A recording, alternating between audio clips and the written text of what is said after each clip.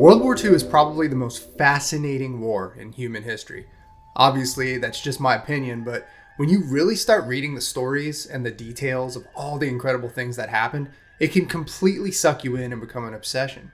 But what if you threw in some extra stuff on top of all the crazy things that happened during the war, like Nazis using black and occult magic, Allied forces using the same kind of magic as well as psychic powers, and actually, let's stop there because the player's guide doesn't cover anything crazy beyond that, and I'm just reviewing the player's guide here. Achtung, Cthulhu 2D20 is a tabletop RPG published by Modiphius in 2021. It was created by Modiphius co-founder Chris Birch, and this is actually the fourth rule set that the game has been made for. Previously, editions were published for Savage Worlds, Fate, and Call of Cthulhu itself. This is actually pretty interesting because it means the game's setting, Cthulhu Mythos, set in World War II, has transcended rule sets in a way, or at least it now straddles the spectrum of rules complexity from Fate all the way to BRP or Call of Cthulhu. And for the record, this 2D20 version resides on the side of slightly more complex than average on the spectrum. In this video, I'm going to cover the first of the two books that make up Achtung Cthulhu 2D20, the Player's Guide. The second book is the GM's Guide, and I will try to cover that in a separate video sometime down the line. Modiphius was kind enough to send me the Exarch edition of this game, which is a single tome that contains both the Player's Guide and the GM's Guide in that order in a leather-like gold foil debossed cover. It's an incredibly striking book to hold since it really does feel like a prop from the setting itself, specifically an evil tome containing forbidden knowledge. It almost goes without saying that the pages inside are equally striking with thick glossy pages and vibrant colors. The layout and art direction, as well as the art, are really some of the best by Modiphius, and it's overall just a remarkable tome. I also received the Black Sun Edition dice, which include 2 white on black specialty D20s and 4 similarly themed D6s. Like any specialty dice you get for a game, it's just a pure luxury to have. The D6s in this case are the stress dice, which are rolled to assess mental and physical damage from attacks and other things. One thing I'd say about this set is that the game is a D20 dice pool game, with a minimum of 2 D20s being thrown on any given check. So honestly, you kind of need more D20s than this. At the time of this recording, a set of Black Sun dice runs £21 at the Modiphius store, as do the Blauer Crystal set. So to get a proper pile of dice for this game, you really need to be prepared to spend £42 plus shipping. But hey, at least the quick starter is free. Let's just clear up what's going on with the title of this game for a second, in case you haven't already decoded it on your own. Achtung is German for attention or watch out. Mr. Birch has always included an exclamation mark at the end of this word as well, which I think is meant to comport a sense of pulp to the setting. If there was any doubt about that intention, just look at the cover of the 2 books that make up this latest 2D20 version. Aside from being perfectly pulpy, that is some really good artwork by Boris Martsev. So then in the title, there's Cthulhu. You do have a small contingent of Lovecraft nerds online who say it's not pronounced Cthulhu, but rather more like a cat coughing up a hairball, but I'm not going to do that here. And if you still haven't read the story or looked it up, the word itself comes from a short story written by H.P. Lovecraft in 1928, or at least published in 1928, titled Call of Cthulhu, and that refers to a sort of huge, ancient, evil, cosmic monster that has been sleeping in the ocean and whose awakening would harken the end of the world. The word's usage has since widened to refer to a whole body of work called the Cthulhu Mythos, which includes short stories by other writers in the years and decades after Lovecraft's death, and is now synonymous with a distinct subgenre of horror in which humanity is just a small and insignificant mote of a species in a cold, uncaring universe filled with malevolent entities, many of which are far more powerful than anything the human brain could even imagine. But more specifically in this case, Cthulhu was used in the title, I believe, originally to invoke the setting's affiliation with the quite famous RPG Call of Cthulhu. Even though that setting has outgrown its origins, you still see a lot of the Call of Cthulhu RPG's DNA in this game. So I've covered Modiphius' 2D20 system in a bunch of other videos on this channel, but the system itself is always changing and tweaked a little bit depending on the game. A lot of the stuff is the same here, but there are some notable differences. Let's just start from the beginning. Anytime there's a skill test, the GM will choose which of 6 core attributes and 12 skills will be used. No matter if it's picking a lock or maneuvering a tank or casting a spell, you're always going to make a check using an attribute plus a skill. Those all have ratings, which you add up for your target number. The higher that sum, the better, because this is a roll under game. You roll anywhere from 2 to 5 d20s, depending on if you use momentum points or fortune points or talents or other things to gain extra dice. You roll this whole dice pool, and any dice that come up equal to or under your target is 1 success. Any 1s count as 2 successes, and any 20s count as a complication. The difficulty of a challenge is set by how many successes are required on a single roll. Even if you roll enough successes to pass a skill test, you can still incur complications by rolling a 20. There are actually a lot of situations in the game where rolling less than a 20 will create a complication. This is called the complication range, where even rolling as low as a 16 could trigger a complication. And when that happens, the GM is supposed to narratively describe something bad that happens, not necessarily a failure, just a twist of the situation at hand. Momentum is a huge part of 2d20 games. They're a constant fudge pool that you replenish by rolling extra successes, and you can spend on all kinds of stuff to change the immediate situation. There's another fudge point pool called Fortune, which is even more powerful, but not so easily replenished.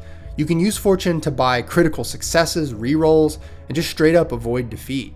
These are hallmarks of 2d20, and I think a lot of fans of the system get used to having these kinds of tools in their back pocket to sort of massage the story in the absolute worst case situations. The GM has their own fudge in the form of threat points, which they can spend to harass PCs.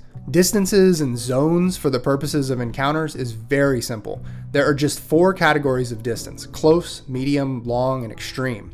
And they're all sort of relative to each other. Likewise, action economy is fairly simple as well, where each player can take 1 major action and 1 minor action per turn. You can tell from the action Catch Breath, where you can heal damage or remove an effect with a will plus resistance roll, that this game is meant to offer fast, forward-moving fun rather than getting bogged down with realism.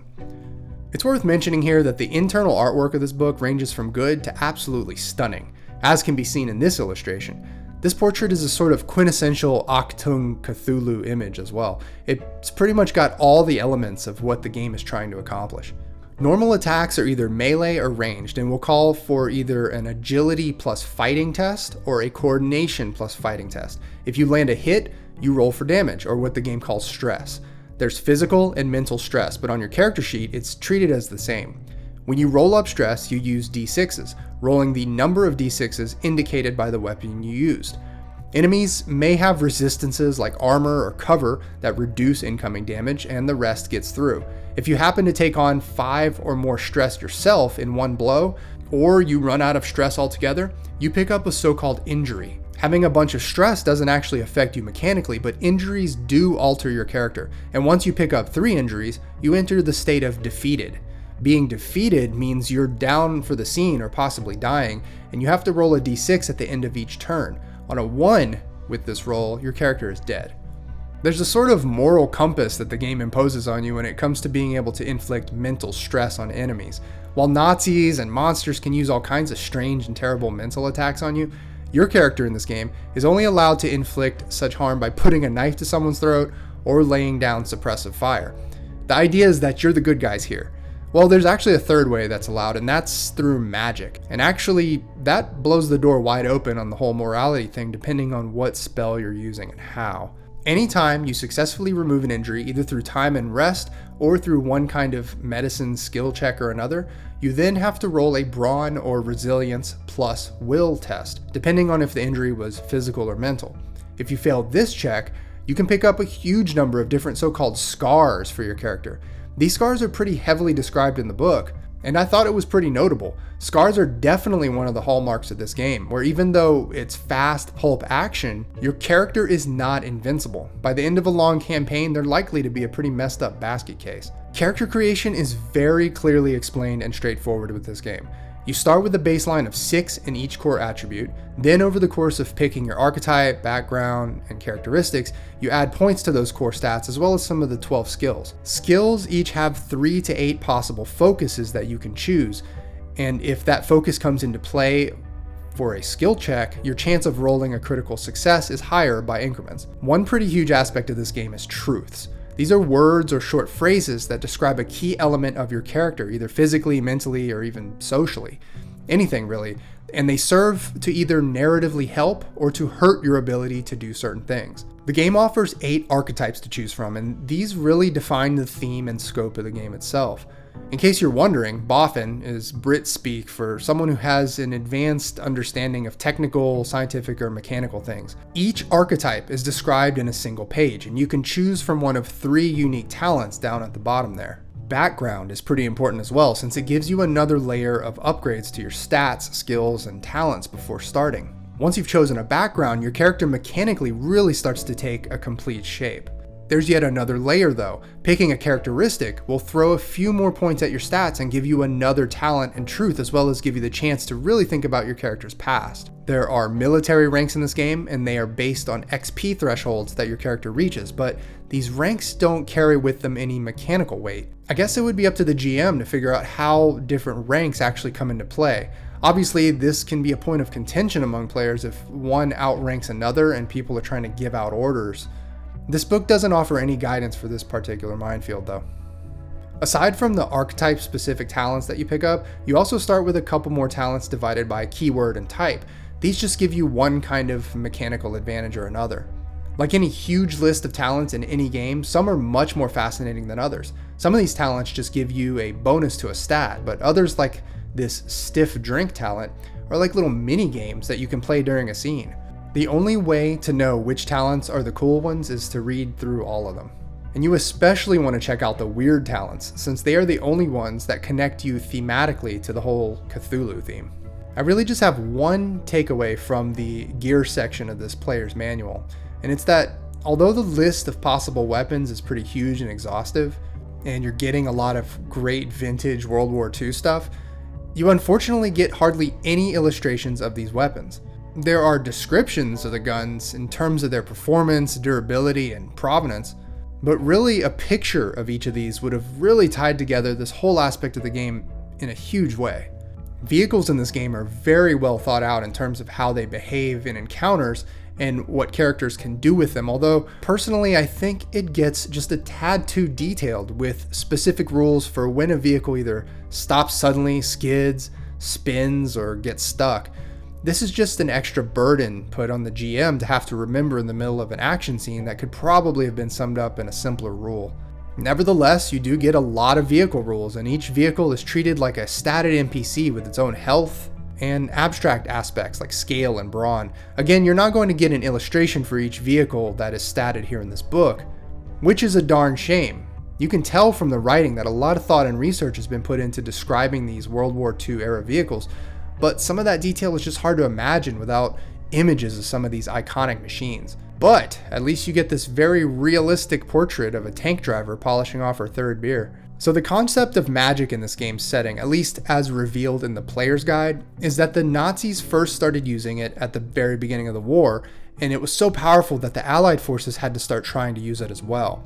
So everyone gets to use magic. In game terms, there are 3 types of spell casting. Traditional, which relies on the insight attribute, Researcher, which relies on the reason attribute, and Dabbler, which relies on will. If you want to build a spellcaster in this game, your character needs to have the occult archetype as well as a talent with the spellcaster keyword associated with it. And if you want to actually cast one of these spells, you will take mental stress. Furthermore, the higher the difficulty rating of the spell, the more likely that you'll suffer a complication. And there is no spamming fireball in this game. You have to prepare your spell beforehand and store it in a mantle, which is like an invisible aura or shroud around you, and focused through a singular object like a totem or a staff.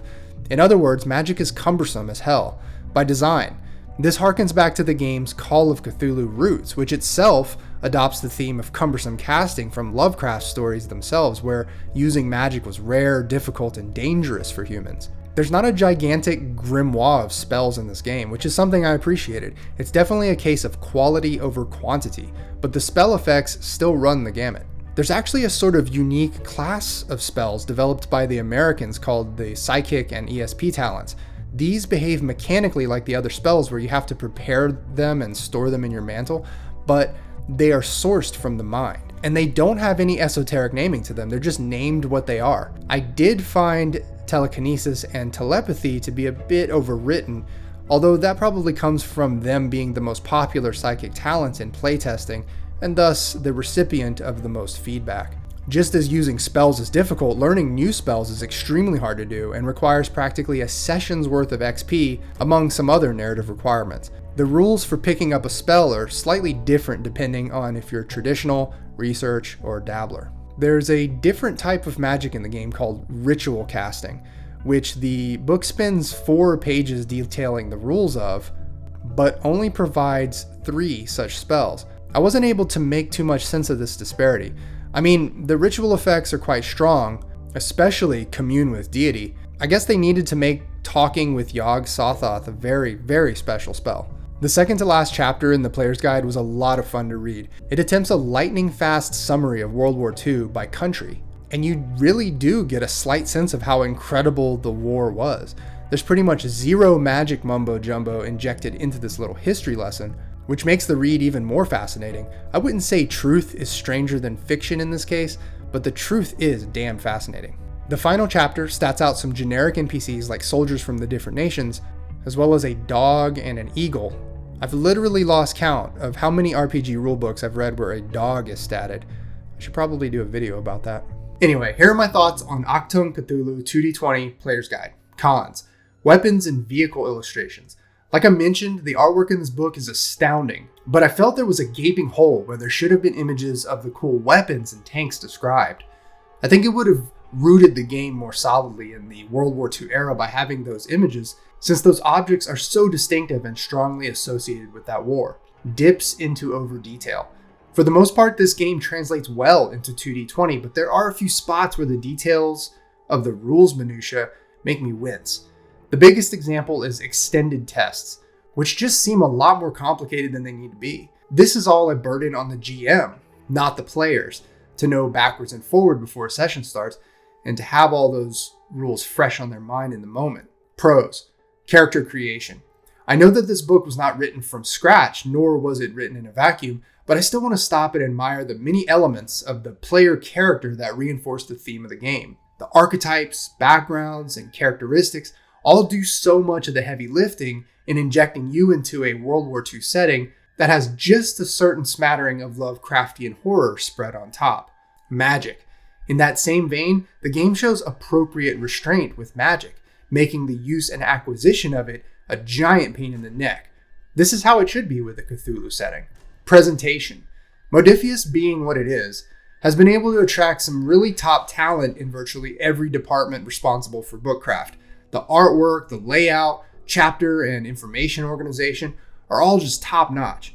I think things like layout and font choice are easily taken for granted until you actually tried to make an RPG yourself. Then you realize how incredible a book like this is. I hope to make a video review of the Game Master's Guide soon. That book runs 271 pages and reveals the factions at play in this so-called secret war, including both Allied intelligence and the fictitious Nazi sorcerer regimes, and independent mythos creature factions like the Deep Ones and Migo.